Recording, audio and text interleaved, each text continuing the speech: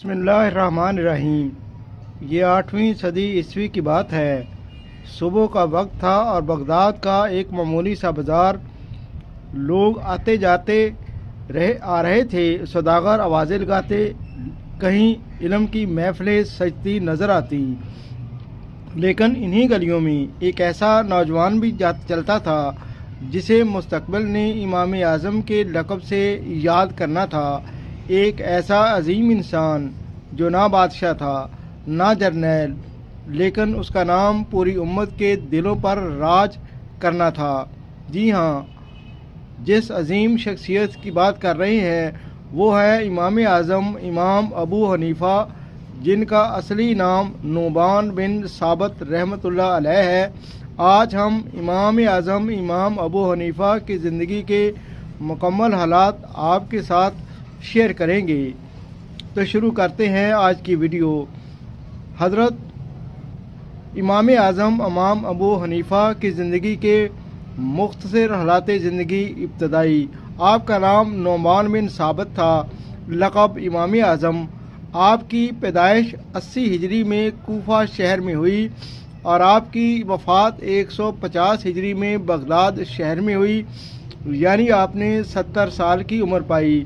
آپ کا نسب فارسی نسل تھے، خاندان تجارت سے وابستہ تھا اور پیشہ آپ کا اعلیٰ درجے کے کپڑے کے کاروبار کے تاجر تھے۔ آپ کی تعلیم تابعین کرام کی صحبت، خصوصاً حضرت حماد بن ابی سلیمان، حضرت عطا بن ابی رباح اور حضرت عامر شعبی، حضرت امام جعفر صادق رحمۃ اللہ علیہ، ان سب کی صحبت میں آپ رہے۔ امام اعظم امام ابو حنیفہ نے تابعین کا زمانہ پایا اور ایسے اساتذہ کی صحبت میں رہے کہ جنہوں نے صحابہ کرام سے براہ راست علم حاصل کیا۔ ابتدائی تحصیل علم۔ امام ابو حنیفہ ابتدا میں تجارت میں مشغول تھے۔ ایک دن بزرگ عالم عامر شعبی رحمۃ اللہ علیہ نے انہیں دیکھا اور فرمایا کہ اے نعمان، تم میں علم کا نور دیکھتا ہوں، علماء کی مجلس میں بیٹھا کرو۔ یہ جملہ تیر کی طرح حضرت نعمان بن ثابت کے دل میں لگا اور وہ پوری طرح علم کی تحصیل میں ڈوب گئے۔ پھر 40 سال تک رات دن علم فقہ، حدیث، قرآن اور قیاس میں مہارت حاصل کی۔ حضرت امام اعظم امام ابو حنیفہ نے فقہ حنفی کی بنیاد رکھی۔ امام ابو حنیفہ نے قرآن و سنت کو سمجھنے کے لیے ایک مضبوط فقہی نظام قائم کیا۔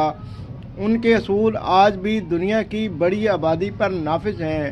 نمبر 1 قرآن کریم، نمبر 2 سنت نبوی صلی اللہ علیہ وآلہ وسلم، نمبر 3 اقوال صحابہ رضی اللہ تعالی اجمعین، نمبر 4 اجماع یعنی اجماع امت، نمبر 5 قیاس عقلی و شرعی استنباط اور نمبر 6 استحسان یعنی رحمت و سہولت والا فیصلہ۔ انہوں نے دین کو عام لوگوں کی سہولت، آسانی اور روزمرہ کے مسائل کے مطابق سمجھایا۔ آپ کی دینی خدمات اور کاوشیں کیا کیا تھی وہ بھی آپ کے ساتھ شیئر کرتے ہیں۔ سب سے پہلے آپ نے علمی درسگاہ کا قیام کیا۔ کوفہ اور بغداد میں ایسی فقہی درسگاہیں قائم کی کہ جس نے 40 سے زائد بڑے ائمہ کرام پیدا کیے۔ اس کے علاوہ دوسری بڑی خدمت رسائل و فقہی اصول کی تدوین کی۔ آپ نے فتاوی اور اصول فقہ کی بنیاد رکھی جس سے بعد میں آنے والے فقہائے امت نے پورا ذخیرہ تیار کیا۔ آپ کی تیسری سب سے بڑی خدمت امت مسلمہ کی رہنمائی تھی۔ عام لوگوں کے لیے روزمرہ مسائل، تجارت، عبادات، خاندانی امور، معاشرت، سب کے لیے واضح اصول قائم کیے۔ نمبر 4 پہ ہم آپ کو بتاتے ہیں کہ زہد و تقوی کے کس معیار پر آپ قائم تھے۔ آپ رات بھر عبادت کرتے، بے مثال سخاوت کرتے اور اس کے حلال کا اہتمام کرتے۔ یہ سب چیزیں آپ کا ترہ امتیاز تھے۔ آپ فرمایا کرتے تھے کہ جو رزق حلال نہ ہو وہ دین کو کمزور کر دیتا ہے۔ یہ آج کل کے لوگوں کو ضرور سمجھنا چاہیے۔ آپ کی 5ویں بڑی خدمت حق گوئی اور ظلم کے خلاف کھڑا ہونا تھا۔ खिलाफत अब्बासिया ने उन्हें जज काज़ी क़ज़ा बनाने पर मजबूर किया, लेकिन आपने फरमाया मैं वो फ़ैसला कैसे दूं जो बादशाह चाहे, मैं तो सिर्फ वो दूंगा जो अल्लाह चाहता है, यानी मैं वो फ़ैसला दूंगा जो मेरा रब चाहता है। नतीजा ये हुआ कि आपको हब्से बेजा की सज़ा हुई और फिर कुड़ों की सज़ा भी हुई, मगर आप हक से पीछे ना हटे। इसी खौफनाक कैद में आपने शहादत पाई। आपकी ज़िंदगी के अहम वाक़यात में एक अहम वाक़या ये है कि आपने खलीफा मंसूर के दौर में काज़ी क़ज़ा यानी चीफ जस्टिस बनने से इनकार कर दिया था। खलीफा मंसूर ने ज़बरदस्ती ये ओहदा आपको देना चाहा, लेकिन इमाम साहब ने इनकार कर दिया तो कैद व सख्तियाँ बर्दाश्त की। ये हुर्रियत और हक़ गोई की अजीम मिसाल है जो आज तक कायम है। आपकी सिद्क़ व अमानत। एक बार शागिर्द ने कपड़ा भेजा और ऐब बताना भूल गया। इमाम साहब ने इस कपड़े से हासिल होने वाला सारा नफ़ा सदका कर दिया। तदरीस का इन अंदाज आपका क्या था, ये भी आपको बताते हैं कि आप हर मसले पर शागिर्दों से मशवरा करते, दलाइल लेते, गलती पर इस्लाह करते। ये आजकल के असातिज़ा के लिए भी एक बहुत बड़ी रहनुमाई है। यूं इज्तिमाई फ़िक़्ह वजूद में आया जो आज भी दुनिया भर में पढ़ाया जा रहा है। आपकी वफ़ात कब हुई और मकाम कौन सा था? 150 हिजरी में बगदाद में इंतकाल फरमाया। आपके जनाजे में 50,000 से ज़ायद लोग शामिल हुए। 6 मरतबा आपकी नमाज जनाजा पढ़ी गई। इतना हजूम था कि लोग आते जाते रहे और 6 मरतबा नमाज जनाजा पढ़ी गई। आपकी ज़िंदगी से हासिल होने वाले कौन कौन से असबाक हैं ये भी आपको बताते हैं। आपके अक़वाल क्या थे ये भी बताते हैं। आप फरमाया करते थे कि इल्म किरदार के बगैर बेफ़ायदा है। आप ये भी फरमाते थे कि सच्चाई और हक़ गोई ईमान का जौहर है। रिज़्क़ हलाल से दीन मजबूत होता है।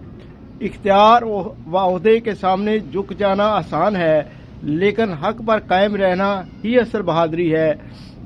आप फरमाते थे कि इज़्ज़त इनकसारी इल्म को बुलंद करती है। असातिज़ा की इज़्ज़त और मुसलसल मेहनत कामयाबी की बुनियाद है। दीन में आसानी पैदा करना सुन्नत नबी सल्लल्लाहु अलैहि वसल्लम है। ये 7 बातें हैं जो आज भी मुसलमानों को इख्तियार करनी चाहिए। ये 7 इंतहाई अहम बातें एक दफ़ा फिर दोहरा देती हैं कि इल्म किरदार के बगैर बेफ़ायदा है। सच्चाई और हक़ गोई ईमान का जौहर है। रिज़्क़ हलाल से दीन मजबूत होता है। इख्तियार व ओहदे के सामने झुक जाना आसान है, लेकिन हक़ पर कायम रहना असल बहादुरी है। इज्ज़त व इनकसार इल्म को बुलंद करती है और असातिज़ा की इज़्ज़त और मुसलसल मेहनत कामयाबी की बुनियाद है। दीन में आसानी पैदा करना सुन्नत नबी सल्लल्लाहु अलैहि वसल्लम है। ये थी आज की वीडियो हज़रत इमाम आज़म इमाम अबू हनीफ़ा की ज़िंदगी, आपकी ज़िंदगी के हालात व वाक़यात और आपके अक़वाल के बारे में। वीडियो अगर अच्छी लगे तो चैनल को सब्सक्राइब ज़रूर करें, वीडियो को लाइक शेयर और एक अच्छा सा कमेंट भी ज़रूर करें। एक नई वीडियो के साथ आपके साथ फिर मिलेंगे इंशाअल्लाह। अल्लाह हाफिज़।